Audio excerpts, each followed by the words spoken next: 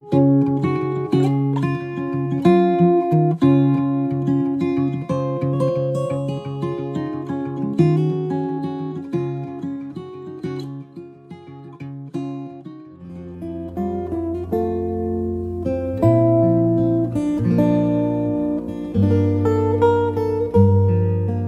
나무에 달려 그 몸으로 우리 죄를 담당하셨으니 이는 우리로 죄에 대하여 죽고 의에 대하여 살게 하려 하심이라. 베드로전서 2장 24절.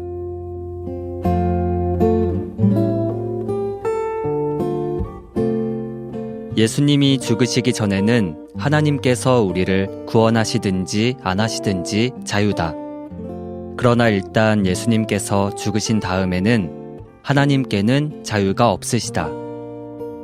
하나님께는 예수님의 피로 하나님께 나아오는 모든 사람을 구원하셔야 할 절대적인 의무가 있다. 이런 말을 들어본 적이 있는가? 하나님께서 우리를 구원하시지 않는 것은 불가능하다.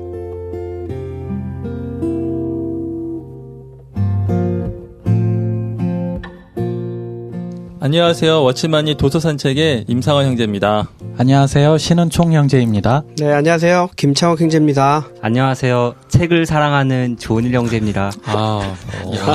혼자 이렇게 멋있게 하시면 어떡해요? 그래도 제일 마지막에 했잖아요. 다음에 저도 다른 거 한번 생각해 보겠습니다. 저 김창욱 형제님, 네. 어제 아주 많이 바쁘셨죠? 네, 어제 저희 집 이사 한다고 좀 바쁘게 보냈는데, 그래도 예쁜 집으로 이사 갔습니다. 이번에 할 때 우리 지체들이 더 많이 집에 오시라고 좀 그 전등 색도 바꾸고 벽지도 좀 예쁜 거로 고르고 가구도 좀 색칠하고 그래서 좀 많이 모일 수 있도록 그렇게 집을 안배했고요. 한번 우리 형제님들 한번 조만간에 저희 집에 놀러 오세요. 감사합니다. 네. 조만간 찾아뵙겠습니다. 오늘 또 저희가 이제 워치마니 형제님의 단편집 워치마니 미니북 시리즈 이제 두 번째 시간이잖아요. 네. 네. 오늘은 조은일 형제님 저희가 어떤 책을 다루게 됩니까? 네, 오늘 다루는 책은 의로운 용서라는 책입니다. 네. 네. 책 제목이 어때요? 의로운 용서. 뭐 어떻게 보면은 의로운 많이 들어본 말이죠, 그렇죠? 네. 그렇죠. 용서 이 말도 많이 들어봤는데 아마 이 두 말이 조합된 의로운 용서 이런 제목의 메시지를 접하기는 아마 쉽지 않을 것 같아요. 제가 이런 말을 의롭다라는 말은 많이 들어봤는데 이렇게 보니까 의가 무슨 뜻인지 제가 명확하게 모르더라고요. 의가 사전에 찾아보니까 옳다 뭐 그런 뜻이던데 그렇게 해석하면 맞나요? 사전이 말했으면은 맞겠죠. 옳은 용서? 방법에 있어서 옳은 거겠죠. 그럼 거꾸로 말한다면은 의롭지 않은 용서도 있다는 거잖아요, 그렇죠? 무리한 그렇죠. 용서. 예. 그러네요. 무리한 용서. 많이 보면은 사회 안에서 볼 때 어떤 합리적이지 못하고 불리한 용서들 이런 것들이 뉴스라든지 이런 걸 볼 때 참 많이 나오는 것 같아요. 어떤 네. 면에서 네. 이제 친인척 간이라고 해서 맞아요. 어떤 친분에 관련해서 학연에 관련해서 이러한 어떤 사람은 제 형벌이 가볍게 가고 어떤 사람은 무겁게 가고 이런 부분이 꽤 있지 않나 하는 생각도 듭니다. 맞아요. 용서라면 참 좋은 단어고 얼핏 생각되는 거는 그냥 많이 하면 할수록 좋다 이러한 정도의 생각을 할 수 있지만 이러한 용서가 반드시 의로워야 한다 이러한 생각은 참 하기 쉽지 않은 것 같아요. 네. 우리가 지난 시간에 다룬 것처럼 기독교를 생각하면 사랑 이것이 아마 생각날 거겠죠, 그렇죠? 네. 그리고 또 한 가지는 아마 용서가 아마 생각날 거예요. 네. 하지만 지난 시간에 저희가 다룬 것처럼 이 사랑이 참 깊었잖아요, 그렇죠? 네. 마찬가지로 이 용서 또한 성경에서 말하는 용서가 무엇인가, 하나님이 인류를 용서하신 것이 어떠한 의미인가. 이번 시간에 한번 정말 우리가 이 책을 통해서 새롭게 이 내용을 좀 보았으면 좋겠고, 더 바라기는 혹시 예수님을 믿지 않는 분들, 또 오해하시는 분들 지난번처럼 이 메시지를 통해서 정말 하나님이 인류에게 베푸신 용서가 무엇인가를 함께 알아가는 그런 시간이 되었으면 좋겠어요. 네. 네. 그럼 일단 저희가 워치만 형제님의 글 먼저 한번 들어보고 이제 또 저희 대화를 또 진행해 나가도록 하겠습니다.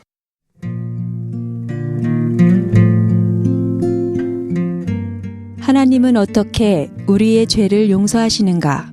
많은 사람들이 이 문제에 관해 잘못된 관념을 갖고 있다. 그들은 비록 많은 죄를 범했더라도 그 악한 행동을 회개하면 용서받을 수 있다고 생각한다. 그러나 회개하는 것으로는 결코 여러분이 범한 죄를 용서받을 수 없다. 아무리 회개한다 하더라도 여러분은 여전히 죄 가운데 있는 것이다. 여러분의 죄에 대하여 아무리 후회한다 하더라도 회개함으로 그 죄가 없어지는 것은 아니다. 성경이 우리에게 보여주는 바는 모든 죄는 마땅히 심판을 받는다는 것이다. 우리의 행동은 하나도 가볍게 넘어갈 것이 없다. 우리의 생명이 겉으로 드러나는 것이 곧 죄를 짓는 생활이다. 우리는 자신에 대해 죄를 지을 뿐 아니라 다른 사람에게 죄를 짓고 그 위에 하나님께 죄를 짓는다. 하나님은 의로우시다. 하나님은 우리 죄를 그저 묵과하실 수 없다. 하나님은 자신의 의로움 때문에 그렇게 하실 수 없다. 한 가지 기억나는 실화가 있다. 어떤 사람이 사람을 죽이고 상당한 액수의 돈을 빼앗았다. 그 후 그는 다른 도시로 도망쳤다. 그곳에서 그는 결혼을 했고 자녀까지 두었다.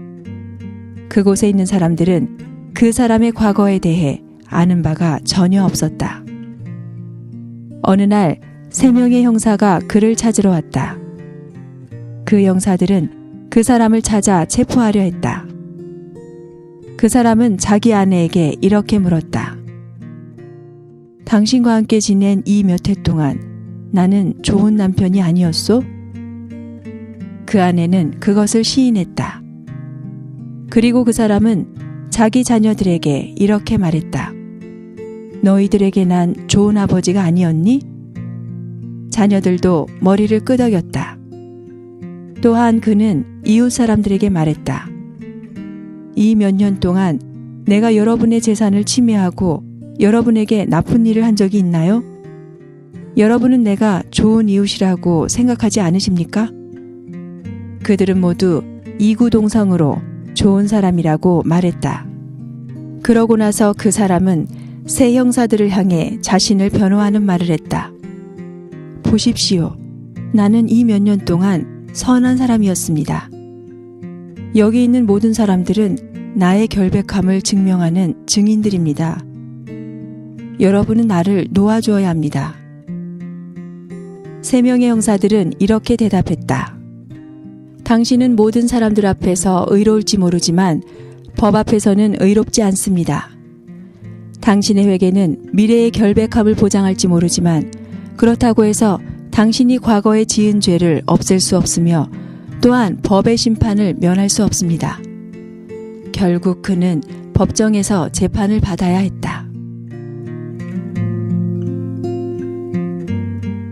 의로운 용서에 관한 일종의 서론의 말이라고 할 수 있는 것 같아요. 그렇죠? 네. 아마 회개함으로 죄를 용서받을 수 없다. 이것이 어떤 분한테는 참 충격적으로 이렇게 와닿는 문장일 수도 있을 것 같아요. 네. 그러니까 하나님이 의로우시기 때문에 죄를 그냥 묵과할 수 없다. 이러한 부분을 이런 예화를 통해서 분명히 우리에게 설명해 주는 좋은 내용인 것 같습니다. 네. 맞습니다. 우리가 어떠한 죄를 짓는다면은 그 죄에 대한 합당한 대가가 있어야 된다는 게 그쵸. 정확한 것 같습니다. 우리가 어떠한 죄를 지었을 때 그에 대해서 회개하고 그에 대해서 자아성찰로 가져가고 그거 후회를 한다고 해서 그 죄가 사라지지는 않죠. 근데 하나님께서도 마찬가지로 우리의 어떠한 죄가 있을 때 우리가 그분 앞에 다만 회개한다고 해서 이러한 죄들이 사라지지 않는다. 이것을 분명하게 말해주고 있는 것 같습니다. 네. 오늘 그 형제님이 하나의 그 예를 드셨잖아요. 네. 어떤 죄 지은 사람이 그 이후로 착하게 살고 네. 좋은 아버지로서 또한 남편으로서 이웃으로서 살았는데 그렇게 했을지라도 죄는 여전히 죄값을 치러야 된다는 그 내용이 되게 와닿아요. 그죠? 네. 인간적인 개념과 좀 다르죠.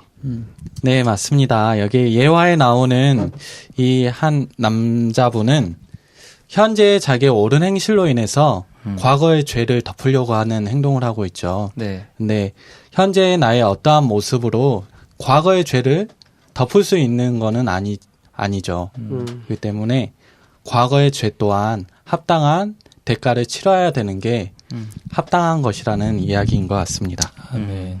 네. 만약 이 예화에 나온 3명의 형사들 중에 저였다면은 저는 막 마음이 흔들렸을 것 같아요. 물론 과거에 그런 나쁜 짓을 했지만 여기 자녀도 있고 아내도 있고 이렇게 좋은 평판을 받는 사람이니까 에이 그래 앞으로 잘 살겠지 용서해 주자. 아마 저는 아마 그렇게 많이 흔들리지 않았을까 그런 생각이 들거든요. 네. 사실 만일 그러한 것이 하나의 원칙이 된다면 아마 이 사회가 아마 무법천지가 되지 않을까 생각이 들어요. 그래서 그러면은 과연 하나님은 우리를 용서하기 원하시는데 아마 저 같은 방식으로 용서는 안 하실 거 아니에요, 그렇죠? 네. 그렇죠. 하나님이 그럼 과연 어떠한 방식으로 이러한 사람의 죄를 용서하시는가? 그거에 대해서 저희가 정말 분명히 알아야 될 것 같아요.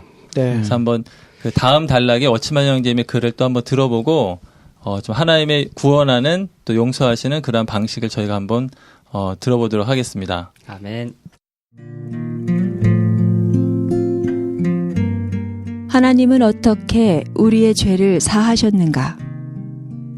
죄 사함과 의롭게 되는 문제에 관하여 더 자세히 보기로 하자. 다시 우리는 그리스도를 보아야 한다. 그 이유는 그리스도가 모든 문제의 열쇠이기 때문이다. 하나님은 그리스도를 새로운 족속의 머리로 삼으신다. 그리스도는 둘째 사람이시다. 그리스도는 또한 마지막 아담이시다. 첫째 아담은 모든 인류를 포함하는 한 거대한 사람이다. 아담이 죄를 지었을 때 온 인류는 타락했다. 이제 하나님은 한 사람, 그리스도에게 심판을 내리셨다. 그리스도 또한 한 거대한 단체적인 사람이므로 그분 안에 포함된 우리도 그리스도 안에서 하나님의 심판을 거쳤다. 그렇기 때문에 성경은 그리스도께서 우리 죄를 위하여 죽으셨다고 말한다. 우리는 개인적으로 죽은 것이 아니라 그리스도 안에서 죽었다. 그리스도의 죽음은 우리 모두를 포함한다. 이 죽음으로 인하여 우리의 죄는 사함받을 수 있다. 그러므로 하나님께서 죄를 사하시는 것은 그가 그리스도 안에서 내린 심판에 근거하고 있다. 이것은 무책임한 죄 사함이 아니다. 이것은 그야말로 정당한 죄 사함이다. 몇 년 전에 나는 난징에 있는 어느 여학교에서 이 문제에 대한 말씀을 전하고 있었다. 그러나 학생들은 이 문제의 의미를 분명히 파악하지 못했다. 내가 말씀을 전하는 단상 위에는 작은 탁자가 있었고 탁자 위에는 예쁜 꽃병이 있었다. 나는 그 학교의 교장 선생님에게 물었다. 만일 누군가 이 꽃병을 깨트린다면 교장 선생님은 어떻게 하시겠습니까? 교칙에 따라 변상해야 한다고 교장 선생님은 대답했다. 나는 이어서 또 물었다.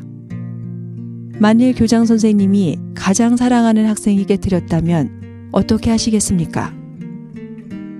그 교장 선생님은 같은 규칙을 적용시키겠다고 대답했다. 나는 다시 물었다. 만일 그 학생이 변상할 능력이 없다면 어떻게 하시겠습니까?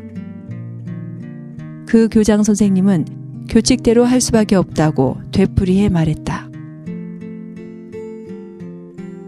다음 날 집회 때 보니까 꽃병이 없어졌다. 그 꽃병은 교장 선생님이 가장 사랑하는 학생이 깼는데 공교롭게도 그 학생은 제일 가난한 학생이었다. 나는 이 기회에 다시 한번 예수님의 죽음에 의한 구원의 교리를 전했다. 그 교장 선생님은 사랑한다는 근거로 그 학생이 저지른 일을 묵과할 수 없었다. 그러나 그 학생은 변상할 능력이 전혀 없었다. 그런 진퇴양난의 상황에는 오직 한 가지 방법밖에 없다. 즉, 학생이 변상할 금액을 교장 선생님의 돈으로 지불하는 것이다. 이렇게 함으로써 한편으로는 규칙을 지키고 다른 한편으로는 교장 선생님의 학생에 대한 사랑을 나타내는 것이다.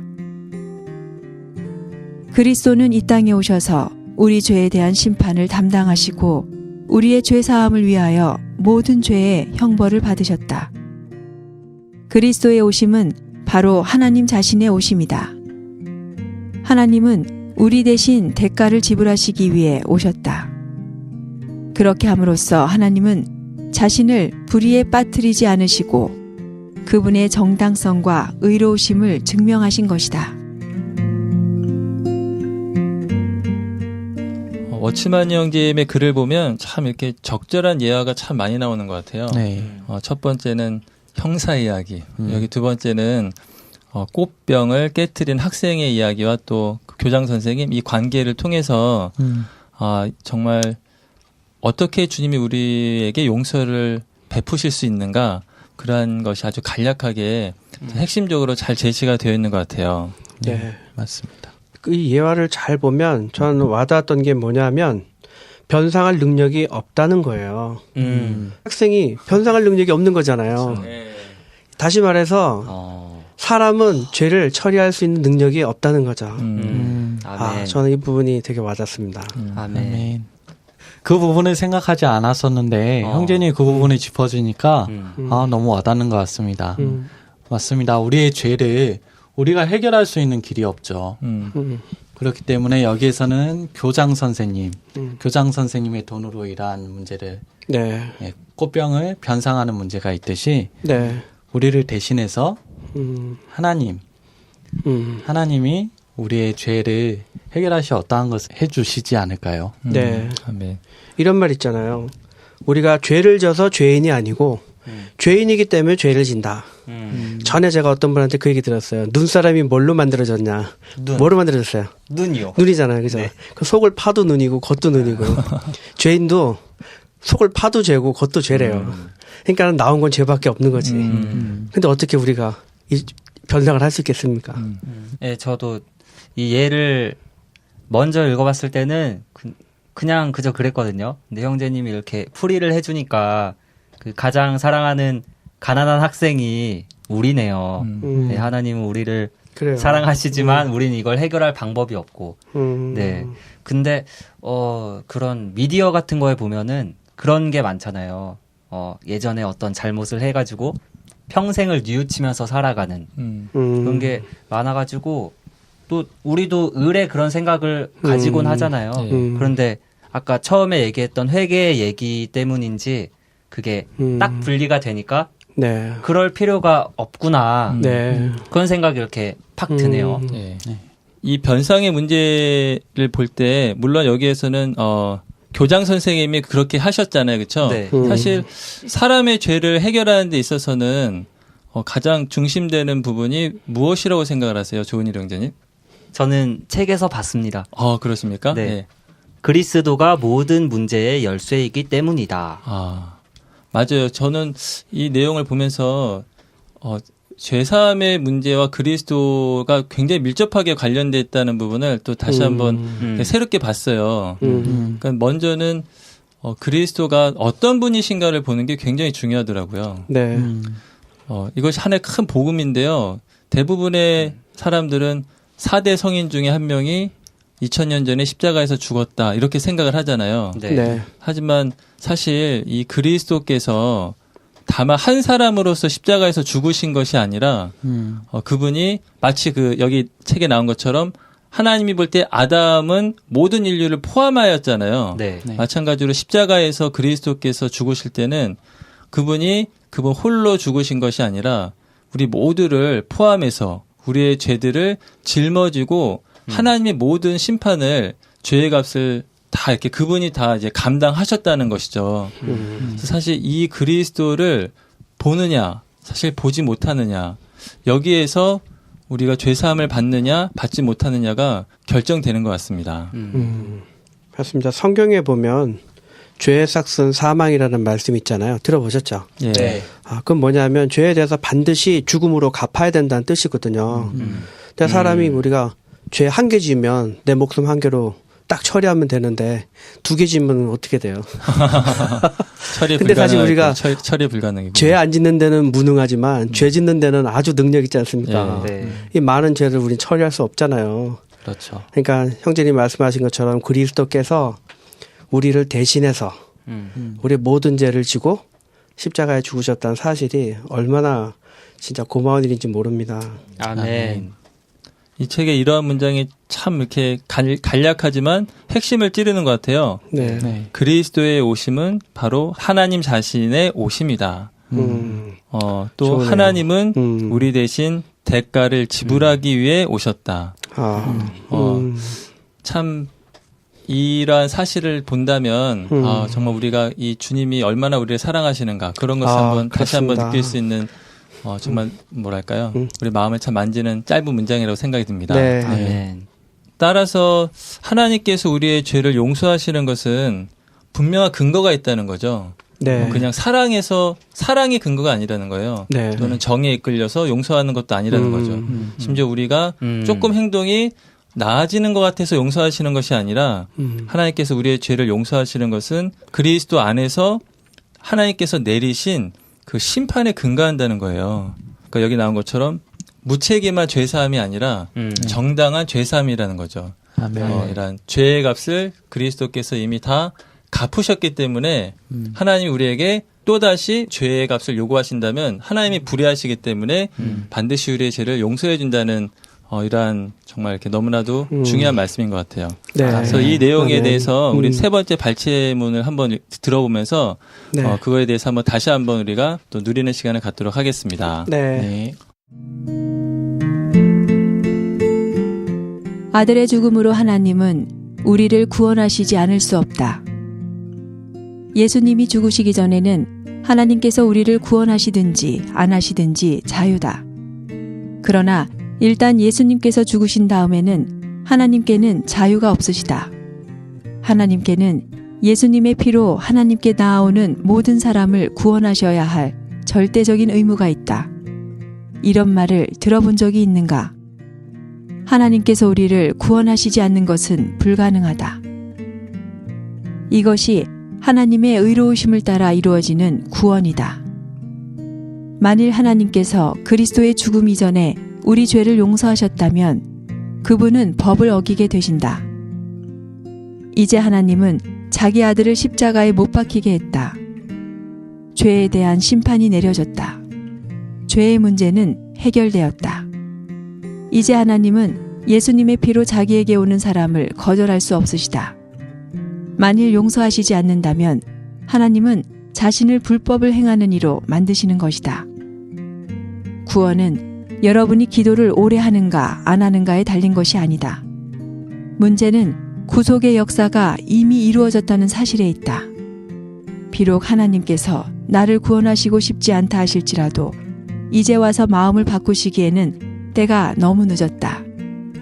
만일 2000년 전에 마음을 바꾸셨다면 모르지만 이제 하나님은 그리스도의 희생을 받아들이셨으므로 하나님께서 우리를 구원하시지 않는 것은 불가능하다. 죄인은 오직 한 번 심판을 받는 것이다. 죄인은 심판을 2번 받을 수 없다. 우리 죄를 사하시기 위하여 하나님은 그리스도 안에서 구원을 성취하는 모든 고통을 겪으셨다. 이제 하나님은 우리가 세상으로 가서 성취된 이 구원의 역사를 다른 사람들에게 알리도록 부탁하셨다. 하나님은 우리의 죄를 사하심으로써 합당하지 않은 위치에 서지 않으실 수 있는 것이다. 어떤 사람은 이렇게 말할지 모른다. 나는 왜 구원받는 것을 느끼지 못하는가? 나는 믿은 후에도 특별한 일이 아무것도 일어나지 않는 것 같은데 그것은 왜 그럴까? 나는 안에 평안함이 느껴지지 않는다. 우리가 기억해야 할 것은 구원이란 평안함이 있느냐 없느냐의 문제가 아니다. 여러분에게 평강이 있느냐 없느냐는 그리 중요한 문제가 아니다. 중요한 것은 하나님께서 평강을 가지시고 의롭고 공정한 죄 사함을 주시는 것이다. 하나님은 그리스도 안에서 의롭고 공정하고 당당하게 여러분의 죄를 사하셨다. 여러분은 그것을 받기만 하면 된다.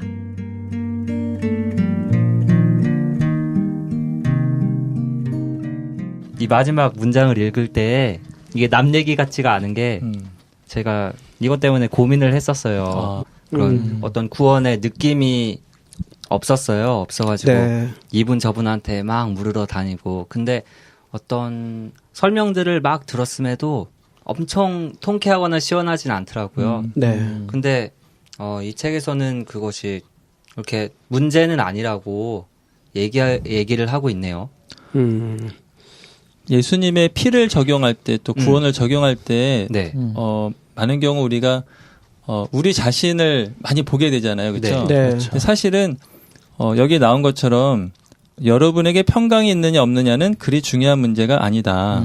중요한 것은 하나님께서 평강을 가지시고 의롭고 공정한 죄의 사함을 주시는 것이다. 아멘. 사실 이 피 예수님께서 흘리신 피는 네. 물론 우리를 위한 거지만 더 중요한 것은 하나님을 향한 거거든요. 네. 네. 그래서 그 어린 양의 피, 출애굽기에서 어린 양의 피를 집 밖에 있는 이제 문설주 문에다 이렇게 발랐잖아요. 집 안에 있는 사람은 피를 못 봤어요. 오히려 집 밖에 있는 천사들 또 하나님께서 그 피를 보신 거거든요. 네. 그래서 우리 안에 아멘. 너무 우리 자신이 내가 죄 사함을 받았나 안 받았나 이런 것을 분석하고 거기에서 우리의 느낌을 찾으려는 것이 아니라 네. 이 피가 하나님을 향하여서 어떠한 효능을 갖고 있는가 이러한 것들을 우리가 이러한 성경에 있는 말씀을 통해서 분명하게 인식하는 것이 굉장히 중요한 것 같습니다. 네. 네, 맞습니다. 정말 주님께서 우리가 우리 방식대로 회개 기도해서 죄가 용서된다면 주님은 십자가에서 죽으실 필요가 없었겠죠. 그냥 계속 기도만 하셨으면 됐단 말입니다. 근데 의로운 구속을 이루기 위해선 의롭다고 하는 거는 옳은 방식으로. 예수님은 우리를 위해서 옳은 방식으로 죽으셨기 때문에 그 피를 흘려주셨기 때문에 우리가 그 피를 들고 하나님께 나가면 우리를 반드시 용서해 주실 수밖에 없으시다. 아멘. 전 이 대목에 되게 누림 있습니다. 아멘. 없으시다. 아멘. 주님께 감사합니다. 아멘. 처음 발췌문에서 하나님은 의로우시다라고 했잖아요. 네. 근데 끝에 가서는 이 하나님의 의로우심 때문에 불의를 행하실 수 없는 반대의 역할이 되신 거죠. 그러네요. 그리스도께서 이미 심판을 받으셨기 때문에 그 심판의 근거에서 이미 죄가 용서함 받은 거죠. 네. 근데 여기에 대한 죄에 대해서 또 한 번 심판하실 이유가 없으시다는 거예요. 네. 그래서 그렇습니다. 두 번째 내용에서 그리스도가 열쇠다라고 했는데 그리스도께서 우리의 죄를 대신하여 죽으셨기 때문에 모든 것이 다 이루어졌다. 네. 이걸 볼 때 너무 감사함이 있습니다. 네. 정말 이러한 그리스도께서 죄에 대한 그러한 값을 다 지불하셨잖아요. 네. 그분의 피값으로. 근데 그 전에 그러니까 그리스도의 죽음 이전에는 하나님께서 우리의 죄들을 용서하시지 않는 것이 사실 의로운 행동이잖아요. 네네. 만약 그렇죠. 그리스도의 죽음 없이 우리의 죄를 용서하신다면은 그건 불의한 행동이잖아요. 네. 네. 여기 나온 것처럼 이제 그리스도께서 이미 우리의 죄들에 대한 모든 이러한 형벌을 다 그분이 직접 감당하셨기 때문에 정말 그리스도의 죽음을 의지해서 나오는 사람들을 용서하지 않는다면 하나님이 불의한 분이시고 네. 따라서 그분이 불의할 수 없기 때문에 우리가 언제든지 주님의 피를 의지해서 네. 어떠한 사람이든지 그분께 가기만 하면 네. 정말 주님은 우리를 정말 용서해 줄 수 있습니다. 맞습니다. 이것이 네. 정말 큰 복음이 아닌가 생각이 듭니다. 네, 맞습니다. 잠깐 말씀드리면서 예전에 생각나는 일이 있는데요. 그때 이 느낌을 따라서 이 부분을 자꾸 생각하면 큰 어려움이 생기는 것 같아요. 그때 당시 그 중고등학생 되는 아이들이랑 이야기하는데 이거 죄가 용서 다 됐다는 사실 들었는데 애들은 느낌을 막 찾았어요. 아이들이 아무 느낌도 없고 탄식하는 것도 없고 기쁨도 없고 그러다 보니까 이 중고등부 아이들이 자기는 용서받지 못한 것 같다고 또 그런 말을 했거든요. 사실 저도 좀 그런 면이 있었고 그러다 보니까 자꾸 느낌을 따라가다 보면 하나님 말씀을 의심하는 거잖아요. 하나님이 이루신 일을 의심하는 거고 의심하는 게 죄지 않습니까? 그래서 이거 믿는 사람들이 또 하나의 짓는 죄가 의심하는 죄를 또 지을 수 있구나. 그래서 느낌을 의지하지 말고 형제님 메시지를 통해서 말하고 있지만 사실을 주의해야 된다. 이 부분이 매우 중요하다고 저는 깨달았습니다. 아멘. 오늘 저희가 이 워치만 형제의 짧은 글인 의로운 용서라는 이 내용을 함께 이렇게 누리면서 제가 이렇게 한 가지 좀 와닿았던 게 하나 있어요. 네. 그것은 저는 이렇게 좀 천연적으로 이렇게 용서를 좀 잘 하는 스타일이에요. 특히 저희 딸에 대해서는 참 약해요. 아들한테는 강하신가요? 아들한테는 좀 강하죠, 그래도. 이렇게 어느 때는 제 딸이 뭘 잘못해서 혼낼 때가 있어요. 그럼 네. 딸이 막 울잖아요.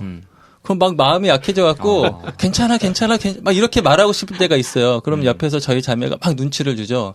안 된다는 거죠. 왜냐하면 그런 잘못된 용서가 사실은 안 좋은 성격을 이렇게 하잖아요. 그럼 그때 정말 막 힘들어요. 용서 안 하는 게 꼭 참아야 되니까. 대부분의 아빠들도 비슷할 거예요. 그렇겠죠. 근데 마찬가지로 하나님도 사실은 인류를 사랑하시잖아요.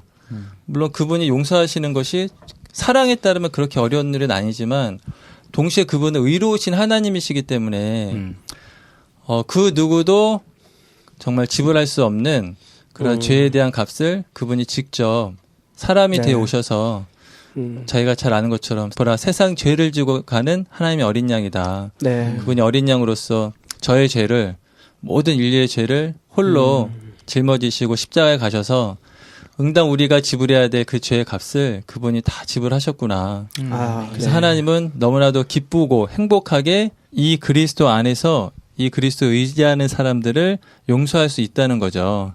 그래서 여기에도 이런 부탁이 있잖아요. 네. 믿는 사람들이 이러한 그리스도를 온 세상에 가서 이러한 것을 전해야 한다. 네. 이러한 것을 주님이 우리에게 부탁하셨다고 하셨는데요.